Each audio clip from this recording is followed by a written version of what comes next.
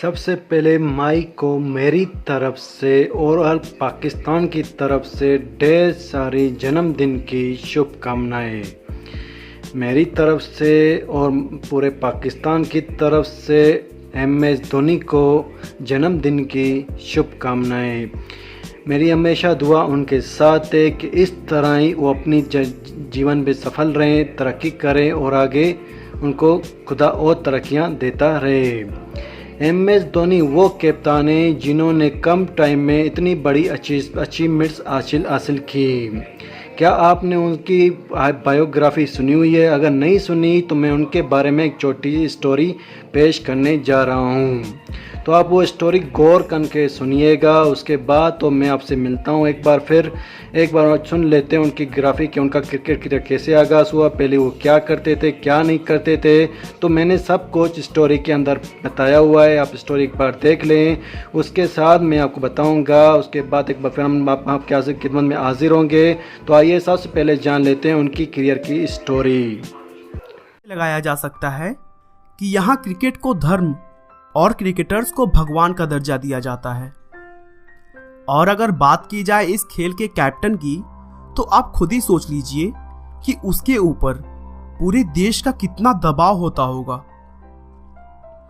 लेकिन आज मैं जिस शख्स के बारे में बात करने जा रहा हूं, उनके डिसीजंस की तो दांच देनी होगी, जिन्होंने इतने दबाव के बाद भी अपनी कप्तानी से भारत को T20 वर्ल्ड कप और वनडे इंटरनेशनल वर्ल्ड कप के साथ ही साथ बहुत सारी ऐसी जीतें दिलाई हैं जो कि भारतीय क्रिकेट के लिए एक सपना सा लगने लगा था। अब तो आप समझ ही गए होंगे कि मैं किसकी बात कर रहा हूं। जी दोस्तों, मैं बात कर रहा हूं महेंद्र सिंह धोनी की, जिनकी अगुवाई में भारतीय क्रिकेट टीम तीनों फॉर्मेट्स में नंबर 1 का ताज हासिल कर चुकी है। दोस्तों, उन्होंने क्रिकेट इतिहास में कुछ ऐसे रिकॉर्ड्स बनाए हैं कि हर भारतीय क्रिकेटर और क्रिकेट को चाहने वाला उन पर गर्व करता है। यहां तक कि क्रिकेट के भगवान कहे जाने वाले सचिन तेंदुलकर का कहना है कि धोनी दुनिया के सबसे बेहतरीन कप्तान हैं। मुझे खुशी है कि वे मेरे खेलते समय मेरे कप्तान रह चुके हैं। तो दोस्तों, आइए भारतीय टीम की नई किस्मत लिखने वाले कैप्टन कूल के बारे में हम डिटेल में जानते हैं। महेंद्र सिंह धोनी का जन्म 7 जुलाई 1981 को बिहार के रांची शहर में हुआ था, जो कि अब झारखंड राज्य में है। उनके पिता का नाम पान सिंह और मां का नाम देवकी है।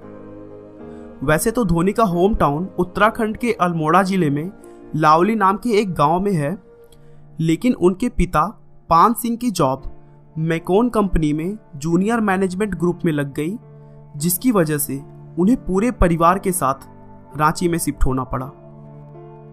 धोनी के साथ ही साथ उनकी एक बहन है जिसका नाम जयंती है और एक भाई भी है जिसका नाम नरेंद्र है। धोनी ने अपनी शुरू की पढ़ाई DAV जवाहर विद्यालय मंदिर श्यामली रांची से की थी।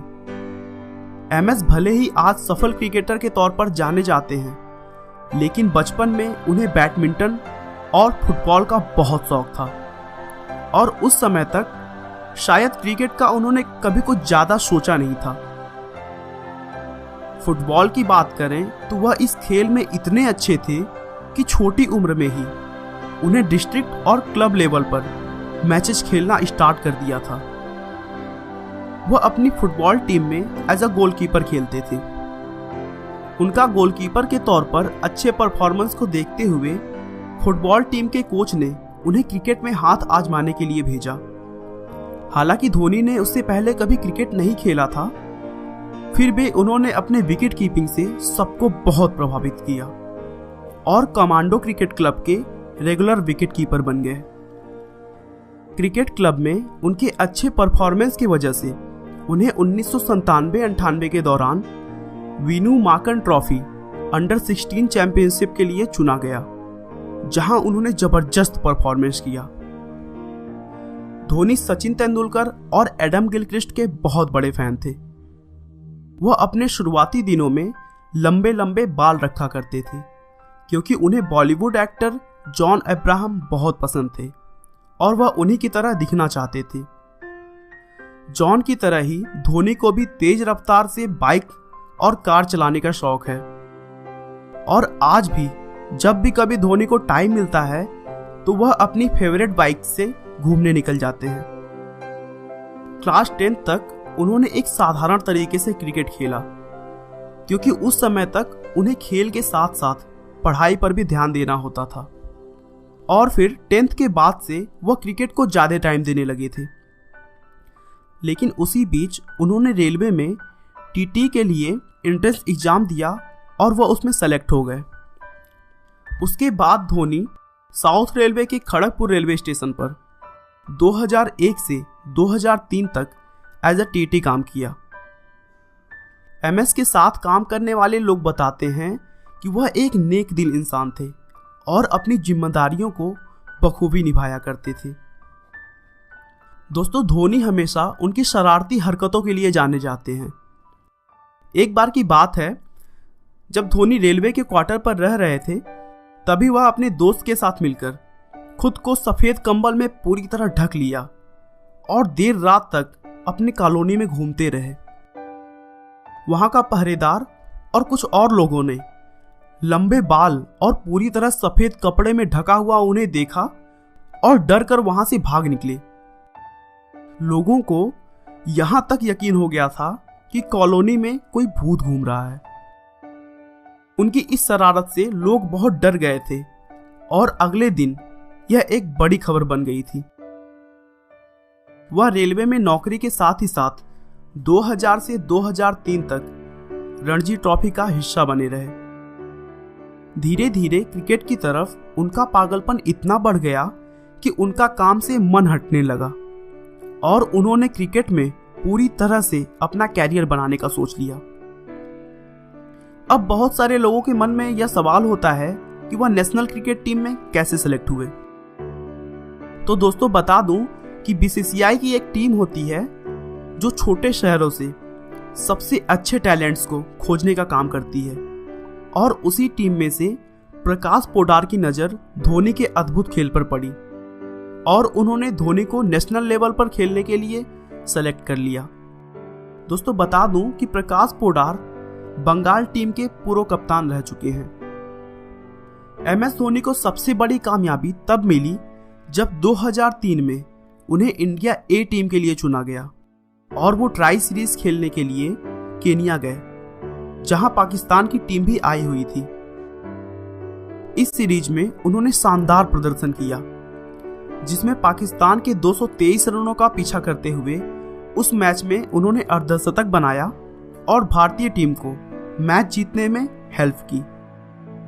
अपने परफॉर्मेंस को और मजबूत करते हुए धोनी ने इसी टूर्नामेंट में 120 और 119 रन बनाकर 2 शतक पूरे किए। यहां पर धोनी ने कुल 7 मैचों में 362 रन बनाए थे। तभी धोनी के शानदार परफॉर्मेंस पर उस समय के कैप्टन सौरभ गांगुली का ध्यान गया और साथ ही साथ भारत ए टीम के कोच संदीप पाटिल ने विकेटकीपर और बल्लेबाज के तौर पर भारतीय क्रिकेट में जगह के लिए धोनी की सिफारिश की। भारतीय क्रिकेट में उस समय पार्थिव पटेल और दिनेश कार्तिक जैसे विकेटकीपर का ऑप्शन था और यह दोनों ही टेस्ट अंडर 19 के कैप्टन भी रह चुके थे। लेकिन धोनी ने तब तक अपनी खेल के दम पर एक अद्भुत पहचान भारत ए टीम में बना ली थी। इसी वजह से उन्हें 2004-05 में बांग्लादेश दौरे के लिए वनडे टीम में चुन लिया गया। धोनी की एक दिवसीय कैरियर की शुरुआत बेहद ही खराब रही और वह अपने पहले ही मैच में दुर्भाग्यपूर्ण तरीके से 0 रन पर आउट हो गए। बांग्लादेश के खिलाफ उनका परफॉर्मेंस अच्छा न होने के बावजूद भी वे पाकिस्तान के खिलाफ वनडे टीम के लिए चुने गए। अंतर्राष्ट्रीय क्रिकेट में धोनी के बल्ले की गूंज तब सुनाई दी जब अपने 5वें ही मैच में उन्होंने पाकिस्तान के खिलाफ ताबड़तोड़ शतक ठोककर भारत को जीत दिला दी।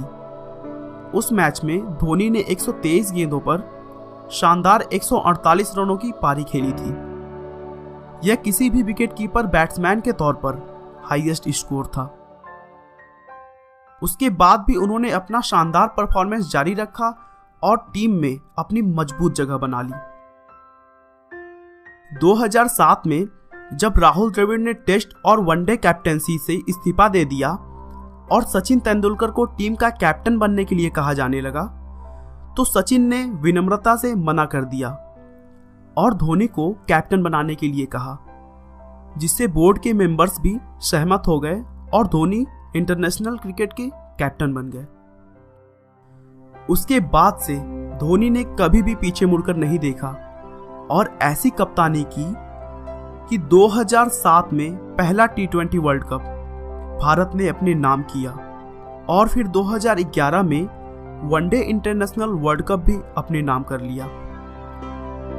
दोस्तों, भारतीय टीम को एक अच्छा कैप्टन के तौर पर कपिल देव, अजरुद्दीन और गांगुली के बाद अगर कोई मिला वो थे महेंद्र सिंह धोनी। अगर धोनी के पर्सनल लाइफ की बात की जाए तो उन्होंने 4 जुलाई 2010 को साक्षी से शादी की और 6 फरवरी 2015 को उनकी एक बेटी हुई जिसका नाम जीवा रखा। दोस्तों, धोनी को 2008 में ICC one day player of the year का अवार्ड दिया गया। धोनी पहले भारतीय खिलाड़ी थे जिन्हें यह सम्मान मिला। इसके अलावा धोनी को राजीव गांधी खेल रत्न पुरस्कार से भी सम्मानित किया गया। दोस्तों, उनकी कप्तानी में भारत ने 28 साल बाद एक दिवसीय क्रिकेट विश्व कप में दोबारा जीत हासिल की। दोस्तों, 30 दिसंबर 2014 को उन्होंने टेस्ट क्रिकेट से रिटायरमेंट का फैसला किया था। उसके बाद 4 जनवरी 2017 को वनडे और T20 की कप्तानी भी छोड़ दी, लेकिन उन्होंने कहा कि वह एक विकेटकीपर बल्लेबाज के तौर पर खेलते रहेंगे। दोस्तों, धोनी की कप्तानी में टीम में कभी भी विवाद नहीं होता है क्योंकि वो अपने शांत सोच से टीम में एकता बनाए रखते हैं। महेंद्र सिंह धोनी न केवल एक बेहतरीन खिलाड़ी बल्कि एक बेहतर इंसान भी है, जो कभी मैच की जीत का श्रेय खुद को नहीं मानते हैं बल्कि पूरी टीम को इसका श्रेय देते हैं, जिसके कारण टीम के सभी खिलाड़ी भी उनका सम्मान करते हैं। तो आपने स्टोरी जान ली, कैसी लगी आपको स्टोरी? मेरे ख्याल से बहुत ही ज़बरदस्त स्टोरी थी। उम्मीद करता हूं कि आपको ये स्टोरी बिल्कुल पसंद आई होगी, क्योंकि अगर जब जब क्रिकेट की बात होगी, जब जब इंडिया क्रिकेट की बात होगी तो MS धोनी को सबसे आगे रखा जाएगा। क्यों रखा जाएगा? MS धोनी वो लकी इंडियन कैप्टन में से एक शामिल है जो कि 3 बार ICC इंटरनेशनल टूर्नामेंट हासिल करने में कामयाब हुए थे, जीतने में कामयाब हुए थे। अगर 2007 की बात कर लें तो पाकिस्तान के खिलाफ फाइनल जीतना, उसके बाद 2011 की बात करें श्रीलंका से फाइनल जीतना, वर्ल्ड कप का चैंपियन बनाना 28 साल के बाद, उसके साथ 2013 में इंग्लैंड के खिलाफ कम टारगेट डिफेंड करके चैंपियन बनना सबसे बड़ी अचीवमेंट है MS धोनी की। मैं तो सबसे बड़ा धोनी का फ़ैन हूँ क्योंकि धोनी कैसे क्रिकेटर हैं, बिल्कुल खामोश तबीयत के हैं। उन्होंने हमेशा यही कहा, जिस तरह हमने स्टोरी में सुना, कि ज़िंदगी में सादगी से आगाज़ करना चाहिए। तो सादगी अगर आपकी कामयाबी आपको जो दिला सकती है, शायद आपको वो बातें करने से भी आपको कामयाबी नहीं मिल सकती। मैं तो सबसे बड़ा फ़ैन इसलिए धोनी का हूँ क्योंकि हमेशा जब भी उन्होंने किस टूर्नामेंट का आगाज़ किया है तो सबसे पहले उन्होंने खामोशी का एहतियात किया है, खामोशी से उन्होंने काम लिया, इसलिए उनको कहा जाता है कूल कैप्टन। जब जब एक कैप्टन की बात होगी, जब पाकिस्तान में बात होगी, चाहे वर्ल्ड कप में बात होगी, तो MS धोनी भी टॉप 3 में लाजमी नज़र आपको आएंगे।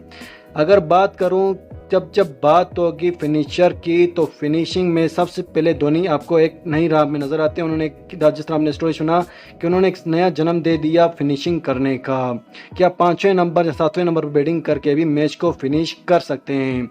जिस तरह हेलीकॉप्टर शॉट बंद मारते थे, मैं उनका भी सबसे बड़ा फ़ैन हूँ। जिस तरह वो मारा करते थे चक्के, उनका भी बड़ा फ़ैन हूँ।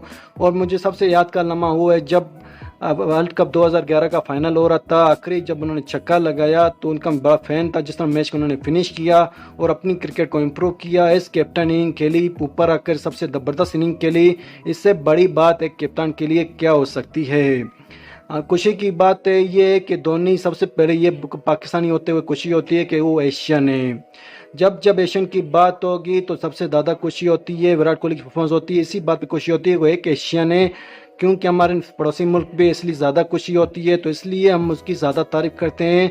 जब जब देखिए तेंदुलकर किस तरह कप्तानी से हटते हैं, तो जिस तरह एम एस धोनी की स्टोरी है कि एक कंटेनर ट्रेन जो टिकटें लेते हैं, टिकट बेचते हैं, वहाँ से उनकी स्टोरी शुरू होती है। 2 साल तक मज़ीद वो अपना ये काम जारी रखते हैं, लेकिन वो फुटबॉल पहले इंटरेस्ट रखते हैं, गोल कीपिंग करते हैं फुटबॉल में। उसके बाद उनके बाद एक ऑफ़र आती है कि आप नेशनल टीम के साथ खेलना चाहेंगे, जो डोमेस्टिक की होती है, तो एक अपनी टीम के साथ खेल लेते हैं, जहाँ पे उन्हें बड़ी इनिंग खेल लेते हैं। उसके बाद नेशनल टीम में आना, ये सब बात होती है लक की।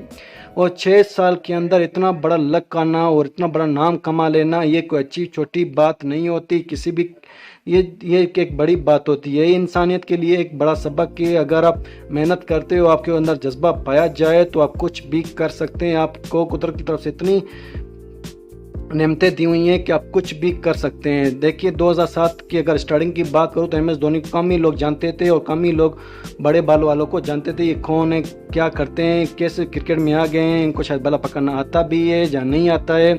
लेकिन महेंद्र सिंह धोनी ने 2007 से लेकर 2013 जिस तरह स्टोरी सुनी, इन 6 साल के अंदर तरक्की पा ली कि हर वर्ड पे, हर ज़बान पे एम एस धोनी फ्रंट नज़र आए आपको।